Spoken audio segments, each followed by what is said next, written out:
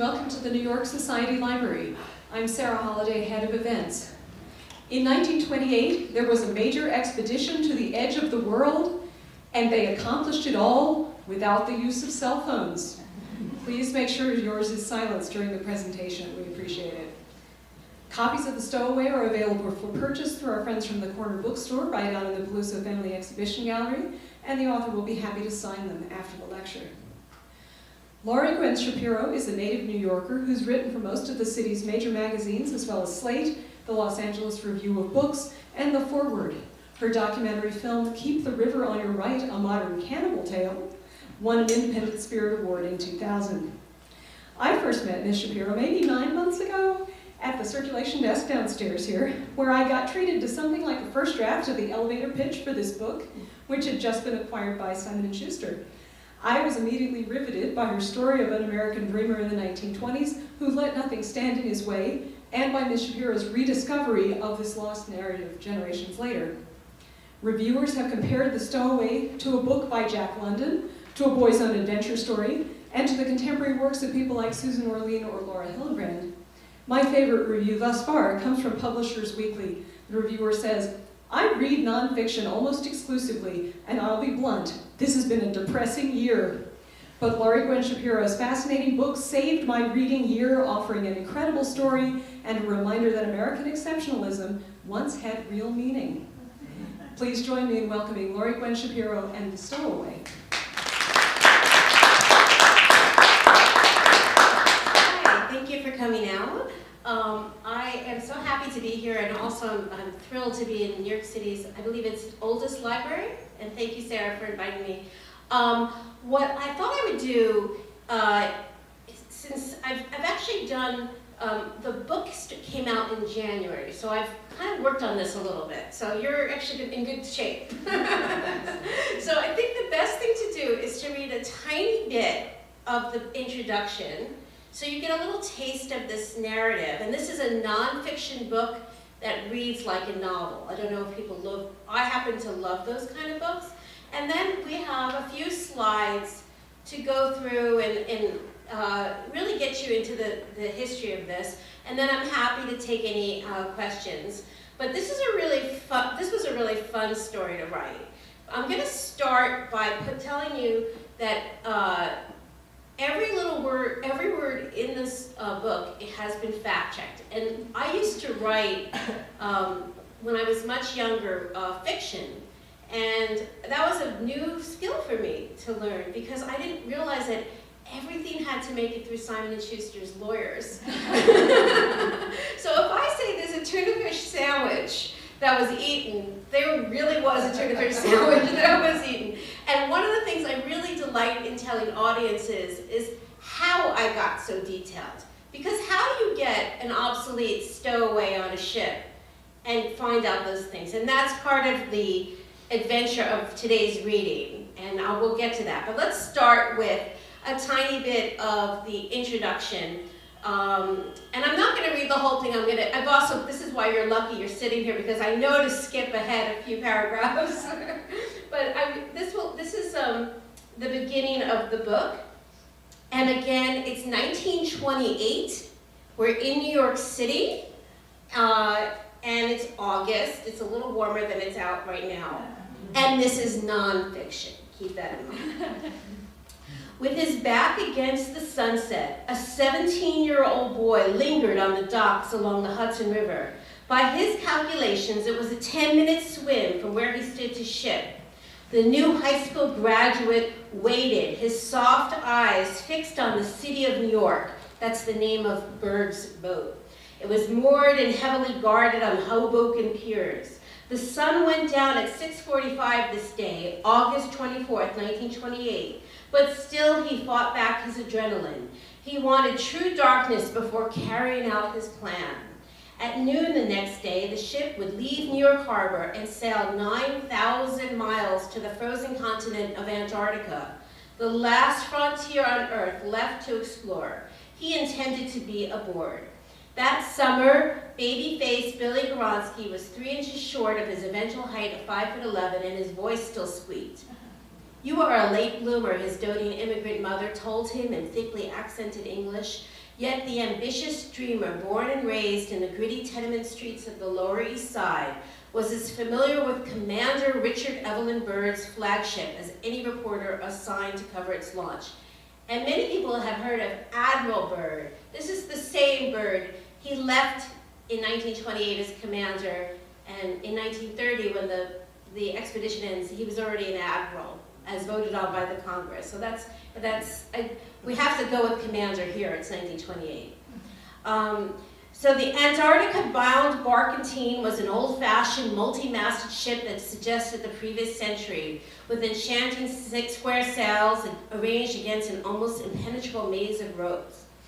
On one run in icy waters in 1912, her captain had been the last to see the Titanic, just 10 miles away. He'd been afraid to help the sinking ship as he was hunting illegally in territorial waters. Like so many immigrants, the ship once known as Samson found her name changed when she arrived in America in 1928, becoming the City of New York. She was the most romantic of the 4 boats in Byrd's cobbled-together flotilla, and the one leaving first with greatest fanfare early the next afternoon. Several times in his mind that evening, Billy dove into the Hudson and started swimming, only to find his feet firmly on land. But he had been on board the SS New York before. 9 days earlier, he and 2,000 other New Yorkers had taken the 14th Street Ferry to Hoboken, New Jersey, and gaped at the City of New York. The crowd was wowed with anticipation, I can't say it, anticipation, well, you got it. And just past noon, the ship's captain, Frederick Melville, second cousin of the 19th century author Herman Melville, did Melville ever come here? Yes, he did. Gave the okay, waving the first sweaty guests up the gangway, their dollar emissions supporting the Byrd Antarctica Expedition's fundraising drive. And when it had been Billy's turn to board, he wandered the wooden decks, still cargo-free to accommodate guests. The poop aft, the rear deck, was elevated, housing Commander Byrd's cabin, an elegant wood-paneled chart room, and under the poop deck were spaces for the machine room and radio generator. But none of these places had been the right one for the hiding spot. Forward moved more promising, and here, under a second hidden shelf, Billy had spied a good-sized space. The exposed top would be visible to anyone on the ship during the departure ceremonies, but his half would remain dark. Satisfied with his investigation, the lad grabbed one of the commemorative paper cups set aside as a souvenir before heading for the ramp. And years later, as we get to how I found this story out, I held that cup that he took that has little penguins on it, that all the people that were giving $1 to raise money for the expedition got as a souvenir. It was very exciting. Afterwards, still on a high, Billy had walked the New Jersey shoreline until he scouted the lookout site he was in now, a long distance from the ship, but not out of reach for a superior swimmer like himself. With the twilight not yet dissipated, Billy still had an excellent view of the many ships going up and down the brackish southern flowing Hudson. Could a ship hit him as he swam? He ate what little food he brought, an apple and an egg salad sandwich, and that's legally checked. As for what he would eat after that, he hadn't bothered to think about it. Even under the dimming sky, Billy could make out the shadow bodies of stationed watchmen, but he was unsure if they were Byrd's crew or borrowed postcards keeping vigil. There would be no sneaking up the gangway, the narrow metal plank for boarding. He would have to swim out to the unprotected side of the ship, the side facing the water. Who would think to guard the edges of the ship away from the pier? And once aboard, he did not have a sure grasp on how he would reveal himself to Commander Byrd or justify his presence on the expedition, but he trusted he could wing it. In Byrd, Americans like Billy now had a super explorer of their own, someone who could proudly stand beside England's legendary Ernest Shackleton and Robert Falcon Scott, not to mention Norway's Roald Amundsen, the crafty strategist who in 1911 had been the first to reach the South Pole, just 5 weeks ahead of Scott's team. The 39-year-old blue-blood Virginian Dick Byrd was a slight but strong man with a chiseled, smooth-shaped face. He looked the part of a hero and acted like one too, admired already for the responsible safety-first ethics he had demonstrated exploring the North Pole by ship and plane in 1926. And now he had his eyes set on the South. And then I'm going to skip ahead a little bit.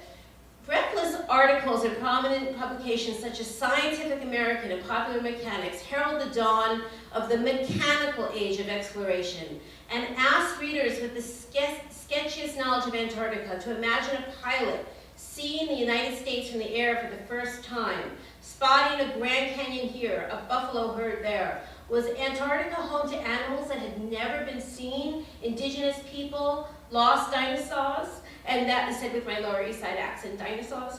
But I just want to say that you have to, I want to stop and really drive home this point that there's a heroic age of exploration we all know, Shackleton. You say Shackleton, guys get excited, Shackleton. But that was 1911, 1914. This is 1928. So this is a very modern New York. And they're bringing airplanes. They're bringing 100 dogs like the old expeditions, but they're bringing radio technology, and they're bringing 3 airplanes. And that is what everyone is so excited about, because even when Amundsen walked to the South Pole in 1911, he was blinded, and he couldn't see 5 feet away from him. But now we're flying over, Americans are doing this, we're flying over the continent for the first time. And that's why everybody was excited. Even Billy's Polish grandmother, with her rudimentary English, agreed that it was marvelous to be living in an age when men could do such things as fly over a frozen continent. So why did everyone except his Batya scoff when Billy said he wanted to have a life as adventurous as Bird? In the rags to riches decade of the 1920s, everyone in the papers seemed to be living big, meaningful lives, from slugger Babe Ruth to fashionable Coco Chanel to comic genius Charlie Chaplin. Jews and blacks had broken through. The Marx Brothers achieved overnight fame after their Broadway debut, and provocative Josephine Baker packed them in Paris. New York City in 1928 was rolling in the dough town, immortalized by F. Scott Fitzgerald, whose smash 1920 debut novel, This Side of Paradise, was assigned to English classes at Billy's alma mater, Manhattan's progressive Textile High School, which, by the way, my mother went to that high school. Adults, or at least city dwellers, were having a grand old time. Only the most sober investors knew that the stock market was not on a permanent high. Even once penniless immigrants were doing better for themselves, Billy knew that he would inherit the one-man interior decorating business his father had established after arriving in New York as a destitute young man. Now that his boy would graduate in 4 short years from Cooper Union, a prestigious free college in Greenwich Village, Rudy Goronsky was ready to add his son to his sign. But Billy's application to Cooper Union had been decent, he supposed. He had a knack for art as well as history and languages. But who wanted to study history when you could make history? The thought of a humdrum future stuffing furniture mortified him. And now we're coming into the end of this little prologue. And then we'll get to some photos. By nearly 9 o'clock on that August night, darkness draped the sky, and lights began to sparkle on in the new downtown skyscrapers, young electric edifices from a decade of big money. From where he crouched, Billy could see the pyramid atop the Bankers Trust Company building on Wall Street, the wedding cake-shaped 30-story Standard Oil building on Lower Broadway, the 40-story Ritz Tower on Park Avenue, and the first of the city's Art Deco towers, such as the New York Telephone Building on West Street, completed just months before. Great buildings that proved great things were possible. Billy stayed awake hours into the night, guessing and second-guessing the right moment to jump off the pier. Glory was not for the skittish, he told himself. Still, he was scared about low visibility under blackened skies, afraid that he might lose his way and drown. Although he easily managed dozens of river swims with his athletic father and his downtown friends. But was anyone more determined than Billy to hitch a ride on the most famous rig in America? It was the bold, he was certain, who won the right to adventure. A few minutes past 4 in the morning, he had enough waiting. The young man took a breath and plunged. And that's where the book begins. And I'm going to tell you a tiny bit. So how, in 1928, Admiral Byrd, or as I said, Commander Byrd then, was one of the 2 most famous men in America. In 1926, he was by far the most famous man in America. And he led an expedition from Brooklyn to the North Pole. And he was not really a great pilot, but he was a navigator, but he was in the plane, that's all that counted. And he and his team, his pilot, supposedly flew over the North Pole. But right away, the nearby Explorers Club here, people started to say, I'm not sure about that. He didn't have any proof. So there was no pictures, there was no film. And it didn't really stick, but he had a ticker tape parade. So that's ticker tape parade 1, 1926. 1927 is the Orteig Prize, which is the first to race over the Atlantic. And he was the easy winner, and he just wanted to do it to get some more publicity. As he was getting ready to go, his plane broke down, and some gentleman named Charles Lindbergh beat him. And no one knew who Charles Lindbergh was a week before, and he was now the man of the hour. And he had a great parade, but Byrd was so loved that Jimmy Walker, who was the Jazz Age mayor of New York, gave him a parade too. For losing, you got to put ticker tape parade. But he was very worried about his destiny. And remember, he really thought that he was going to be known forever. And so he was trying to figure out what to do. And he got together with the father of public relations, who was here in New York, who was a nephew of Sigmund Freud. And they said, you know what, you should really go to Antarctica, because America hasn't been there, and fly over the South Pole, but take a film crew, for God's sake. And that is why this event came out. It was a scientific expedition, but if you really look at it, it was partly to keep his legacy alive. And by 1928, the New York Times had paid for coverage. And this is something that I found out, that you basically could pay for coverage. Everything in the newspapers is not correct. Nobody would ever say anything bad about Byrd. Lindbergh had paid coverage, and every single day Byrd was in the paper, especially in New York. There were 70,000 applicants for 60 volunteer spots. And there was the sons of the Vanderbilts and the Rockefellers that wanted to go, and scientists were coming. The idea of a 17-year-old boy in high school getting a spot was not on. And that's what a little bit more background. I'm going to just start a few slides. So this is Billy Goronsky as a young boy. I'm a mom of a 15-year-old, and if my son was dressed up, he would not get out of the sailor suit. You know you're in trouble. He wanted to be a sailor from as young as he could remember. And this is Francesca and Rudy and Billy. And can you guess where this is? Because they're coming from the Laurie side.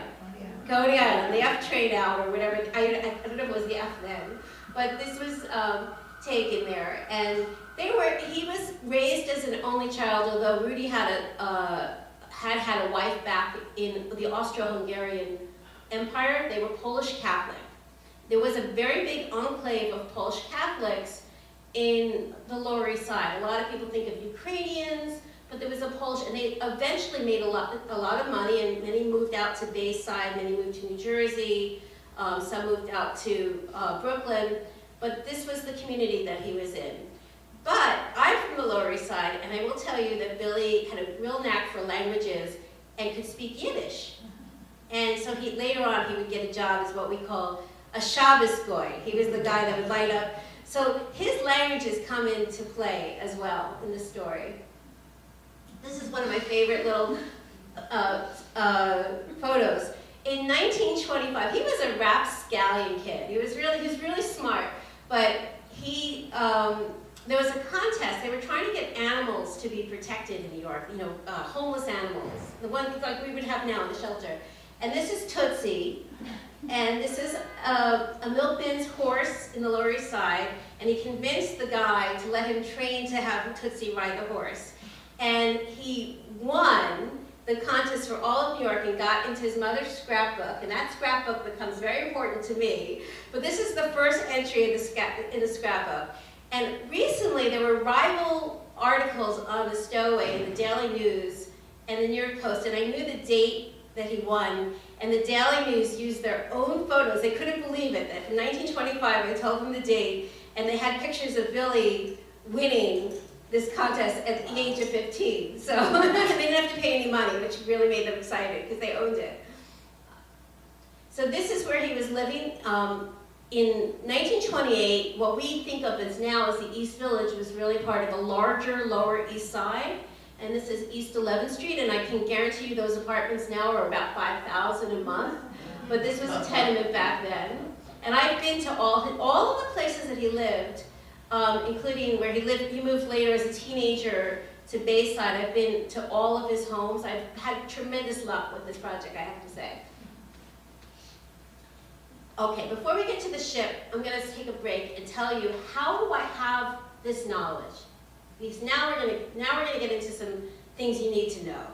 So I used to write fiction when I was younger. I'm also a documentary maker, and I felt stuck as a woman in a writing rut.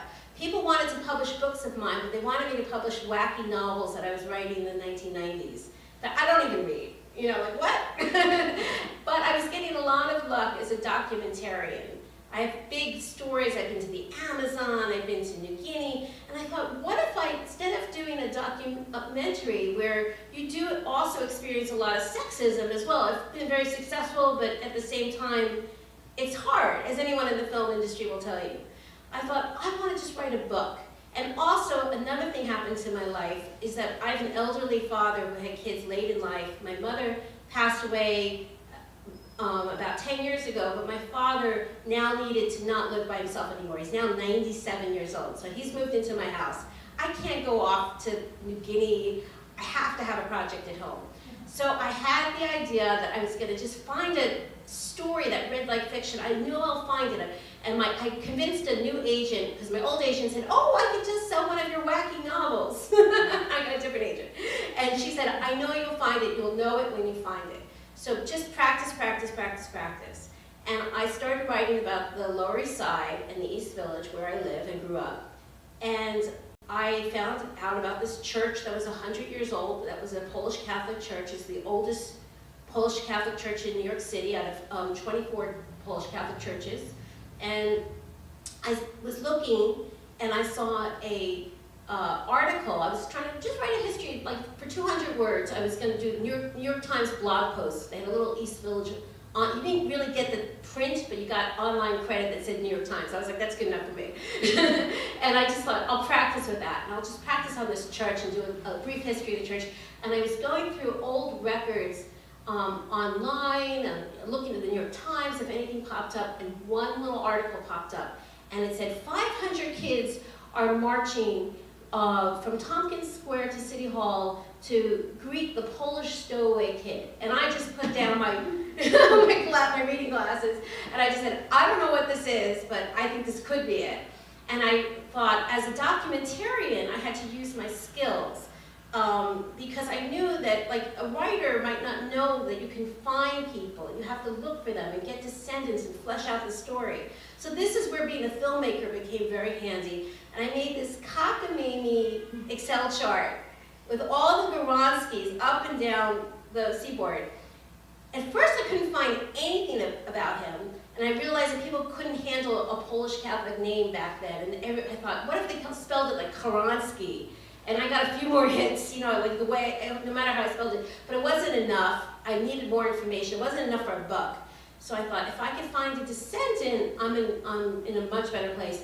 And I would call people up, and I'm a caffeinated person most of the time. But I had a big cup of coffee, and I said, hi, I'm a writer, and I don't know if you're possibly descended from a kid who swam in the Hudson River in 1928 and went to Antarctica without a word.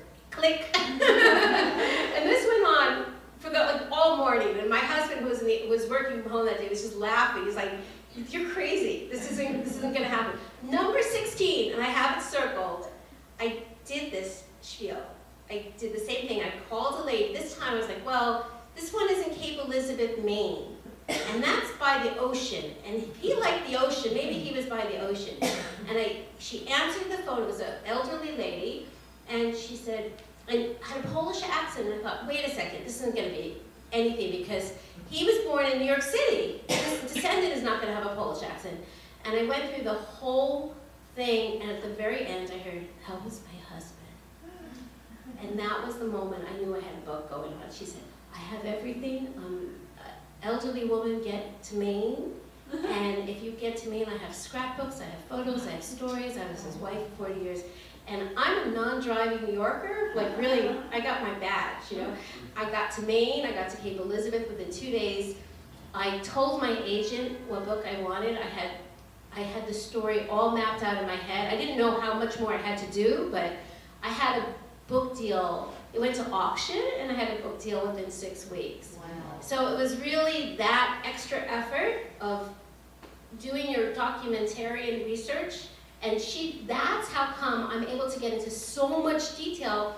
I have his birth certificate, his death certificate, I have his high school yearbook, I have letters from his girlfriend, I have his mother's scrapbook, and articles that you can find in the library, and I'm a very good researcher, but even the articles when you go to the New York Public Library, you're going to get the New York Herald Tribune, you're going to get some old papers.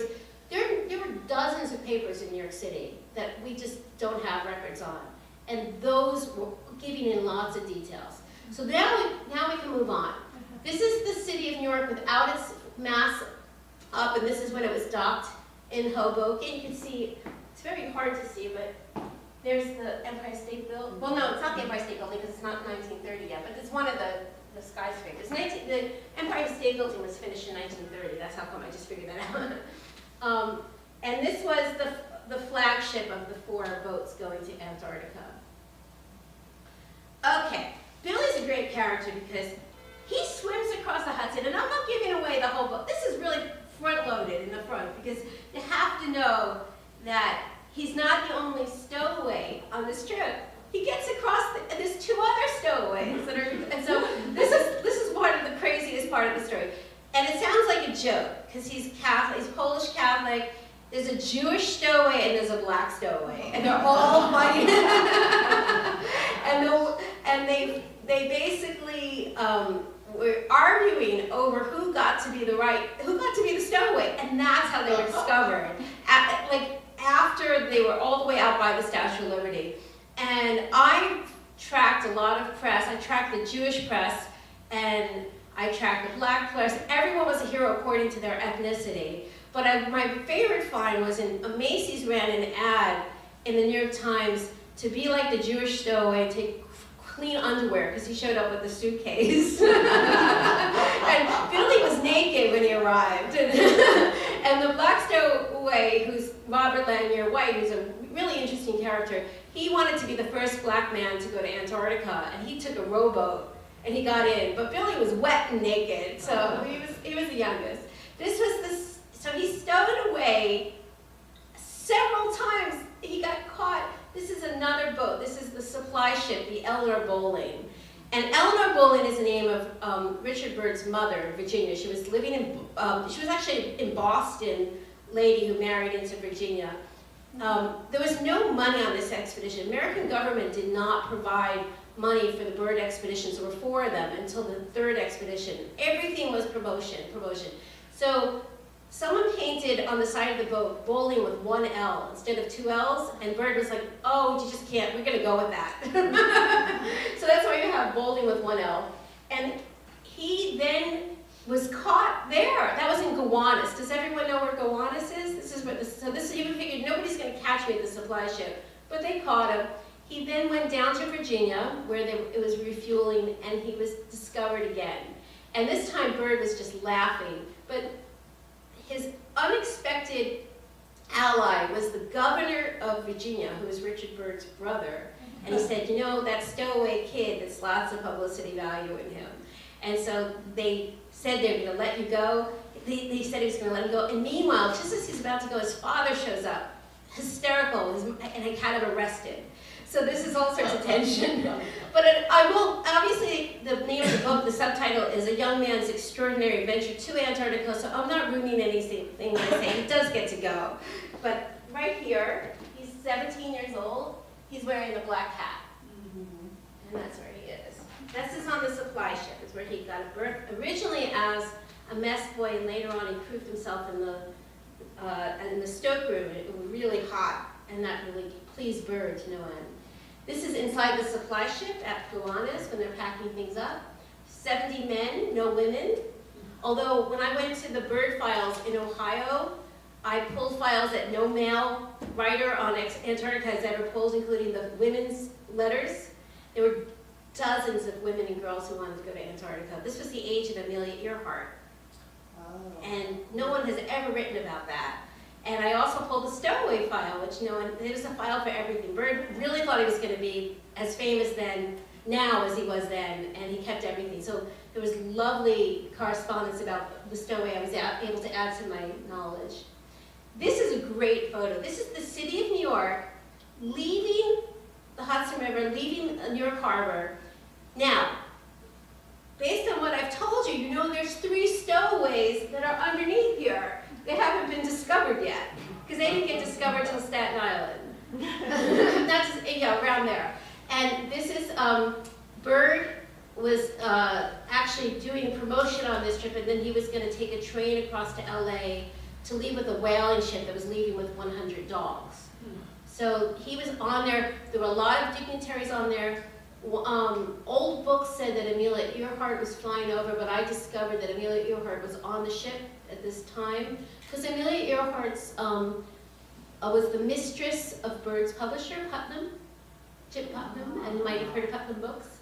So Amelia Earhart was told to help promote, because this was one of his buddy. And of course, Bird's books were published by Putnam. And so here we are, New York, about to be discovered. And I know this is 10 minutes before Billy was discovered. This is a great photo too. This are 6 Boy Scouts about a week before the boat is leaving. There had been a contest in England for Boy Scouts. I think it was Shackleton, or it might have been Scott. Actually, I have it in the book. I have to check. But they ran a contest, and it was a very popular thing. And a scout got to go to the South Antarctica back around 1911, and they thought, well, we can use this.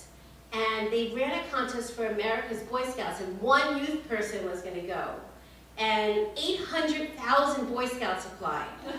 And this is narrowed down to the 6. And Bird is putting all sorts of tests on them to pick it. And the guy who won is a bit of a ringer. His name is Paul Seipel. And he's right in the middle. He's very tall. He's on the bottom in the middle. And he wasn't the worst pick, I gotta be honest, because if you've ever heard the expression wind chill factor, that comes from Paul Seipel. But Paul Seipel had his own book deal with Putnam before he left. And now there's a rival youth, which is more exciting, the Boy Scout or the Stowaway who swam across the Hudson River? So he was not happy. And so there's some tension in this book. But I have had a lot of letters from old Antarctica buffs, and you just cannot insult Paul Seipel, because he really went on to a storied career. But it was really interesting to me that people say, well, why did you write a book about Paul Seipel? That was 1 or 2 letters. And it's like, because Paul Seipel didn't jump into the river. He has a very incredible career, and that's part of the book as well. I just throw this in because this is a little tidbit. I'm a cat person. And this was a cat named Eleanor. Remember, that was Bird's mother. And she climbed on the supply ship in Gowanus in Brooklyn. And this is the only cat in American history. She stowed away to Antarctica and came back. So this is a very illustrious cat. And I like to just get some cat time here. That's Eleanor Bowling the cat. This is George Tennant, who was the cook who had gone to the North Pole and was a good friend of Bird. That's Igloo. Now, you don't know that dog, but that was the most famous dog in the United States. That dog was the most traveled dog. That was Bird's dog. And he'd gone to the North Pole, been to the South Pole, been everywhere. There were books for Bird, for the dog. There were stuffed animals. So he was going to the Antarctica as well. This is another cat. But George was the cook, and he didn't like all these highfalutin people that were applying for the spots. You know, the scrub boys were like Harvard boys. And here comes Billy Goronsky, and he loves him, because he's like, this is an authentic kid. So that was one of his allies, and he got into Bird's ear as well about getting him into the mess hall. And Bird loved loyalty, and all the people on the expedition loved him, because he not only did he keep stowing away, he went down to Virginia, and they just thought, this kid, he brings a smile to the men's face. So this was another mentor of the cook, George Tennant. And also, one thing I found out is almost everyone on this expedition was a Mason. And he was, even though he didn't have the education of many people, he was a Mason as well. This is at the barrier, 9,000 miles away. And this is a gentleman is falling into the water. There was another New Yorker on this trip who was Jewish. He was the only Jewish person on the trip, and he was the airplane mechanic, and he fell into the water. And Billy, who was a very good swimmer, and I'm going to tell you why in a second, was one of the first to jump in. And that was when Bird really started to admire him, besides just being a novelty. Now, you need to know why Billy is such an amazing swimmer.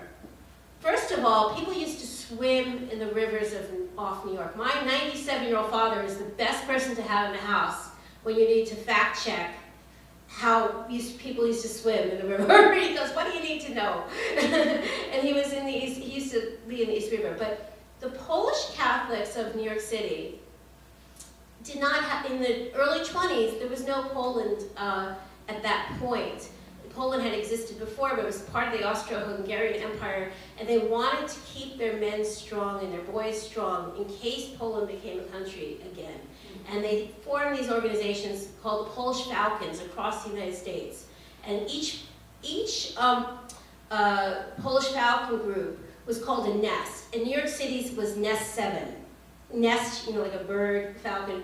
And Rudy Goronsky was an upholsterer, but he was the president of the Polish Falcons.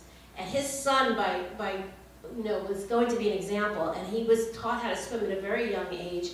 And they would go out to Coney Island as well, and if you've ever seen those crazy people out there, those were those Polish Falcons that started that tradition. So by the time he was swimming across the Hudson River, he'd been swimming like a fish since he was 4 years old. And this comes in handy to get Bird's favor. This is, I'm going to tell you that this is a little bit, this is a poster of Bird at the South Pole, which you can watch on YouTube for free if you're interested. It was the only film to ever get an Oscar for cinematography, not as best documentary, but cinematography. It was shot mostly silent, but there's some sound. And again, the whole reason for that photo was shot by Paramount. They sent 2 people along, was to make sure that nobody didn't believe Bird that he went to Antarctica and they flew over the South Pole. And this was Rear Admiral Byrd, so this is when he's coming back. When he flew over the South Pole, Congress, while he was on ice, voted him into an admiral position. And this is part of the menus in New York City. I found them in the New York Public Library. I also, his wife had copies. His wife has, she was like amazing, she had a copy of everything. Here is Billy when he's 18.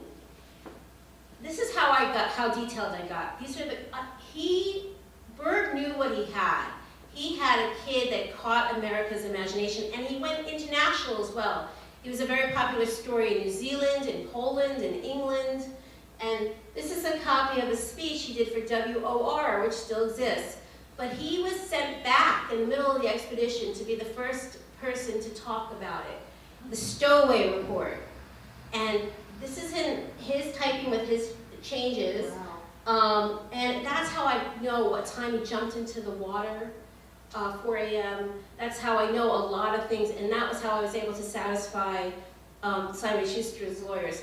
And he also gave speeches to Textile High School. He had been in the history club, and now he was history. And I have, because of his widow's unbelievable love for her husband, and that's the story, that was her second she was his second wife. The first marriage was not a take. So that's why she's alive. She was 20 years younger than him. But she was the love of his life, and she kept everything. And this is an example of the kind of speeches I had. So, 1929, what happens in America? Crash. So when they left New York, it was the jazz age. It was roaring New York. And this picture pretty much signifies the end of the 20s, because there was a lot of attention on Bird, but the stock market crash happened in October of 1929. They come back in 1930. Okay. What allowed Bird to have number 3 ticker tape parade, the only person in American history to have 3 ticker tape parades, is that his buddy was mayor of New York, Jimmy Walker. And so he said, don't worry, I'm gonna get you a parade. And it was the beginning of the Depression. Things got worse with the Dust Bowl. It really didn't hit New York in the same way until around 1932. People were starting to really worry about jobs, and all these people had volunteered for his expedition. Bird's next job was having to get jobs for all these people who had volunteered for 2 years. I mean, it was a nightmare to come back to. But this is when they're trying to act like nothing happened. And this is part of the parade down Broadway. And there was over 1 million people there, as you can see. And all the people that went, including Billy, are in the cars that follow Bird. Here's City Hall, where they were given awards as well. This is a great photo. Wow. Does anyone know the St. George Hotel in Brooklyn Heights? So this was on his widow's wall in Cape Elizabeth, Maine. No one's ever seen this photo.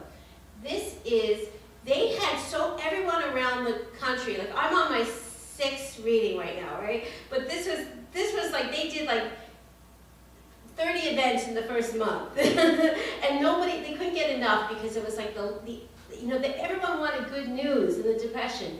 So they did in St. George a dinner for the Brooklyn guys. There were 5 of them, and they thought, well, Billy's good enough, and he's the Stowaway. He was really a popular character. He was very, very famous at this particular moment. I can tell you that it's easy to spot Bird, even though this is a slide, because he's in white. He was wearing his navy, so he's standing over there, right under the flag, and Billy is right in front of him, as on the dais, as one of the 5 people of honor. And I checked it with a magnifying glass with his wife. He goes, oh, there's my husband! And so she didn't even know where he was in the picture, but we figured it out. We blew up his face. And this is going to the Brooklyn Historical Society, I believe, upon her death. So here we're getting to the end of the slides soon, so then I'll be taking questions soon. There were all sorts of telegrams I also have. I got telegrams in Ohio, where the Bird Archives have. She had telegrams. This one is very curious, because he wanted to be something other than an upholsterer. And so he decided, after being surrounded by some of the top scientists in New York, in the country, went on this trip. Bird told him, you're not going to get far without a degree. So now everyone's looking for a job, and Billy thought, well, maybe I can apply to college. Instead of Cooper Union, I want to be an explorer. I'll go to Columbia University. So this telegram is asking him, I can read it for you. Dear Admiral Bird, received 2 letters. May I come up tomorrow? My future work in college depends on you. Would like personal interview. Please answer sincerely, Gavronsky. Bird spelled his name Gavronsky, and Billy Gavronsky never wanted to correct him, so all the papers have a V instead of a W.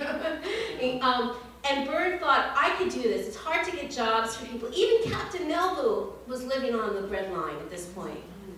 I mean, all of these people that were like household names, like baseball players, their pictures were published every day. They were all on the bread line. He said, I know the head of Columbia University. And I think Billy Gavronsky had what is possibly the best reference letter of all time in application, that his summer job was Antarctica, exploration and his reference letters from Admiral Richard Byrd. And you better believe he got into Columbia. But the Depression worsened. And I actually have a big article coming out in, I believe, September in the Columbia University magazine, alumni magazine, because they didn't know about him. And so because he had to drop out, because he had to help his parents, because the parents had supported him and not disowned him, even though he was his face was on the front of the New York Times as the stowaway kid. I mean, I have a 15-year-old, and I can imagine if my daughter swam across the Hudson, I wouldn't be very happy with her, even though I loved her. But so there's a very interesting, this book not only is 1928 to 1930, but it transitions into the 1930s and how America changed once again. And the photo I showed you before, the parade, is the end of the 1920s. And now we're really in the 1930s. When he dropped out, I think there's about 3 more slides. When he dropped out to get any work, he couldn't get any work. And the only way back was the sea, because he had more advantages than anyone else. Even getting like mopping work was hard. You know, he looked at it was hard, but he went down to the seaport every day. He went to all the ships along the Hudson River, and they knew who he was.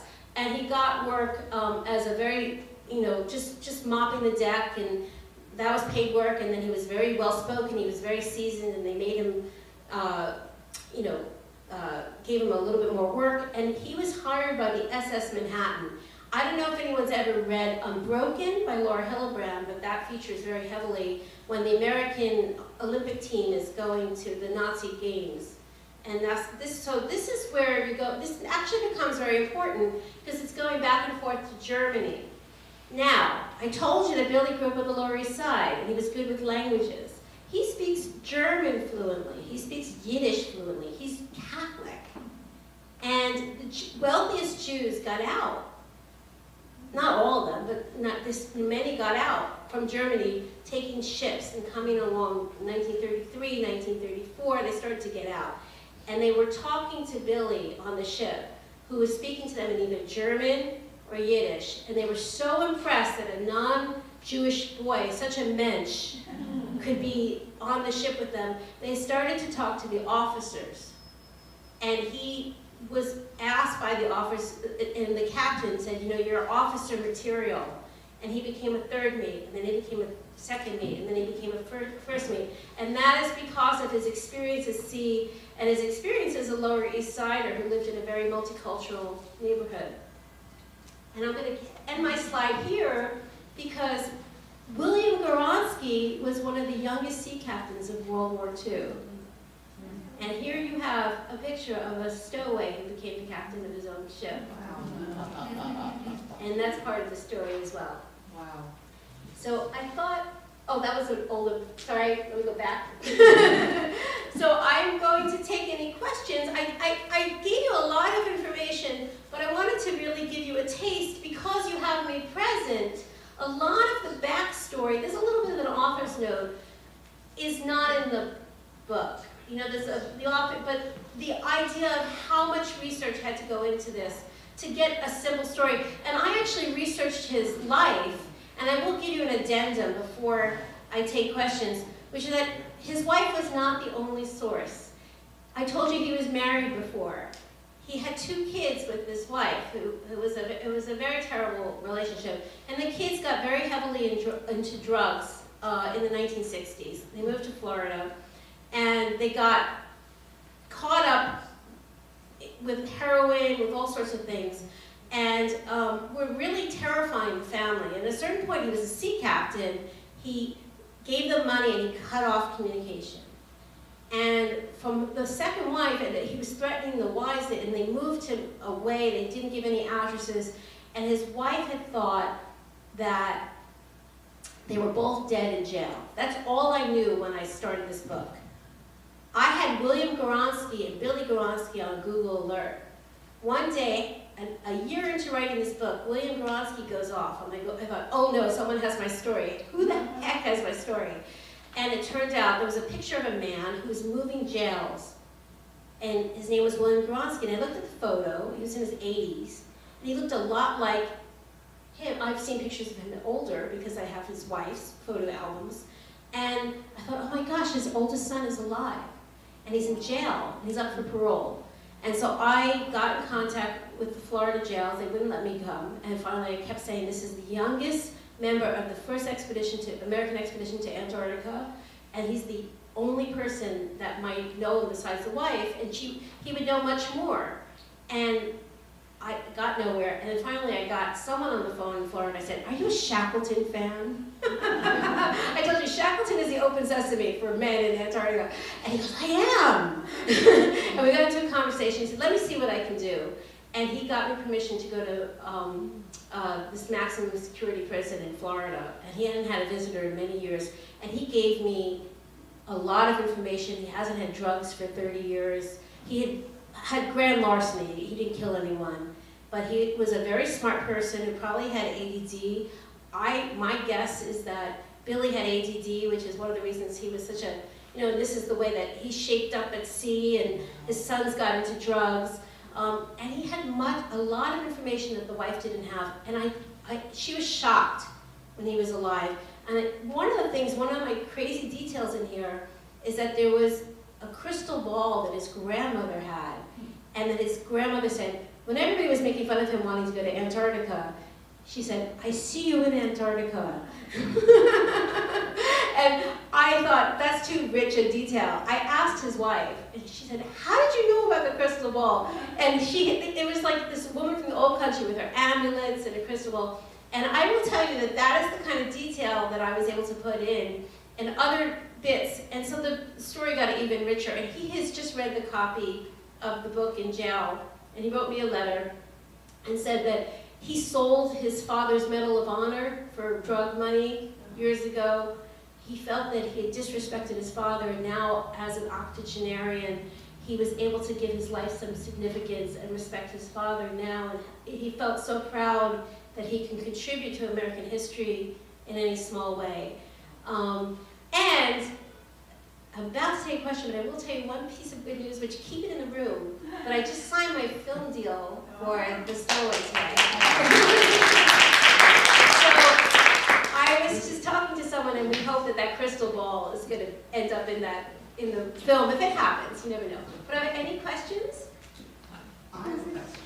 Yeah. So the photos that we're looking at right now that are being reproduced in slides, are these for the most part things that his widow gave you access to? I saw one thing had a little AP note at the bottom. I got a lot of photos as well from eBay. eBay was a very rich source for me because a lot of press photos were discarded. Right. This was a big story. And unfortunately, 1928 is not out of copyright yet. So my biggest nightmare on this book was not the writing. I loved writing this book.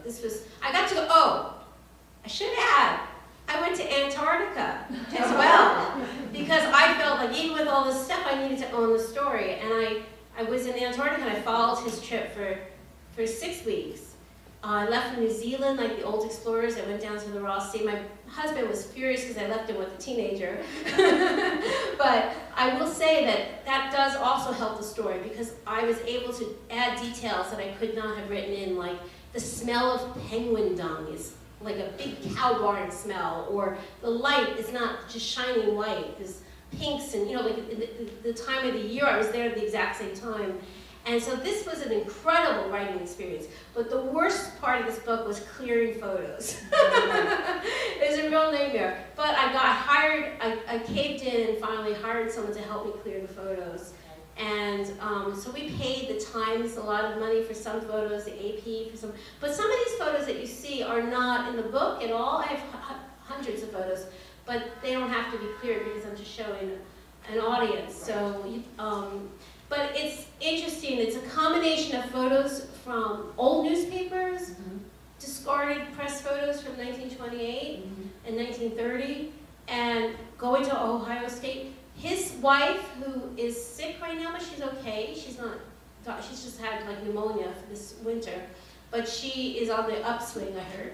but she has, to protect the archives, she has donated to the Joseph Palutsky Institute in Brooklyn, which used to be in the East Village, which is now moved out to Brooklyn, and all of the photos are there, and all of the scrapbooks.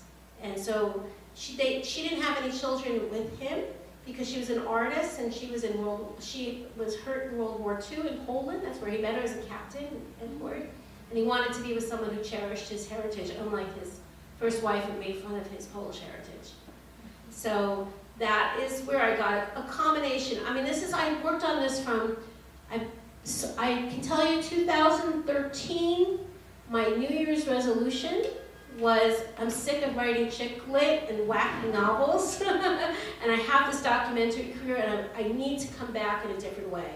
I want to find a book that's going to break me through. I need to be in charge of my destiny as a woman, and not let everyone tell me what I have to be. I let go of my agent, and I found an agent who believed in me as a nonfiction writer. And the story, I just immediately started practicing, as I told you. I found the story in March. I had a book deal by April. It's now 2018. I worked on it for 4 years. I was 1 year of research, just reading. I mean, who am I to write about Antarctica? I had a lot of reading to do.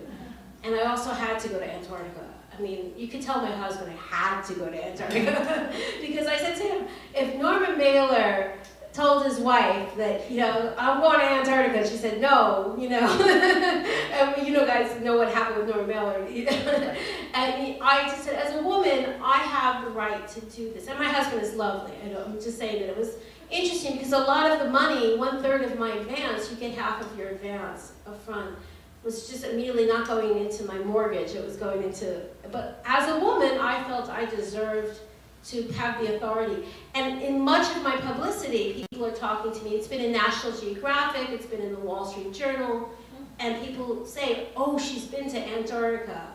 And a lot of that is really, that gives me the authority to talk about this, because I do know what it's like down there. Yes? How old was he when he died? He was in his 70s. I will tell you that one of the promotional brands was Chesterfield. And all of the men were completely addicted to Chesterfields their whole life, including Billy, and starting at 18. And he did not drink as a captain. That was one of the things, but he did smoke. And it was smoking related. 76, yeah. So I can say partly it's to blame for his death as well. But his house is still in Cape Elizabeth. Everything is there. He was a very learned man, because he had learned from the people on the ship were some of the smartest people in America. And he had classical, I have all his books, I have his library, I took pictures of his classical music collection. And his wife is just keeping it there as almost a shrine. And the kitchen is set up as a galley, like a ship's captain. And that's where he died, in his galley. What made them move up to Maine? You know? Well, they lived in the north tip of what's the name in Long Island? Northport. For a while. He also had a gardening company because he learned a lot about botanicals on this trip with his wife, and then he just really wanted to be closer to, you know, he was a captain and he was getting work up in Maine. And then what really made them move was he wanted to get away from the threat of the sons on heroin, and really just wanted to kind of drop out. And they didn't give them any forwarding addresses. I have to say, his younger son did die in jail from drug, but I have a very unusual friendship with his younger son, and he's actually, I'm not afraid of him. He is in jail. Florida has very strict laws, so they doubled his sentence. He did not get out parole. They're making money off of the prisoners, many of them. And he's an 85-year-old man who hasn't done anything in 30 years, but it's a private, like they make a certain amount of money for every prisoner. So they're not going to let him go. And he'll die there. Any other questions? What was the last thing you said? Was it killed? He'll die in jail. Oh, he'll die. Yeah, he's 30 30-year sentence, but I mean, I can't imagine. I mean, if he came out, I would be amazed. But he's so, I do have a relationship with him where I'm able to call him and write him letters. I send him stamps. And I never thought I would have a friend that's in a maximum security prison. But I will tell you a very funny story. I used my skills to track the descendants of the Jewish stowaway and the black stowaway, who are also part of this. And I was able to find the Jewish stowaway's son. And I don't drive, and I had to get to this prison, and I found out he lived in Tampa. And so the two sons that were fighting 90 years ago met up in prison. He drove me to the prison, and they met 90 years later in prison. And that was quite a remarkable moment. And then he let me have a private interview with him, but I found that that was a great way to interview him. And I was able to find out a lot of details about his father, who, I wrote an article recently for the New Yorker called The Stowaway Craze, and it was in the 1920s. This is what people were doing, like Instagram stars. This was an instant way to get press. And even women and girls would stow away, present themselves to the captain, the very beautiful ladies, and they would have a film deal by the end of the trip. You know, like the stowaway gal. And I mean, it was amazing. There were 500 stowaways in 1927. Did you ever think about writing about how you wrote this book? The research you put into it? Yes, I think that one of the things that's really fascinating is I have a very chatty, strong voice, and I didn't want to put myself in it too much because there's so much going on, and it wasn't my story. I had a cover note, so I did an author note. But what I've tried to use is the story for readings like this, for publicity. I want, you know, and it's a calculated effort. I made a shorter book. It's not short, but I cut out. I mean, I cut 75 pages with all the sons and the prisons, and you know, it was just like this was an upbeat book, and I didn't want to bring. This wasn't about the 1960s. This is really about the 1920s, and it was such a clean narrative of a stowaway that becomes the captain of a ship. And so part of the choice is, like, this is what if anyone is a writer here, this is what you call slice of life biography, which is a real trend in writing now. I'm not writing about Abraham Lincoln. You know, I don't need to write a 500-page book. This guy didn't do what Abraham Lincoln did, but it's a fascinating story at a certain point in his life, and that's what I'm covering. Thank you so much.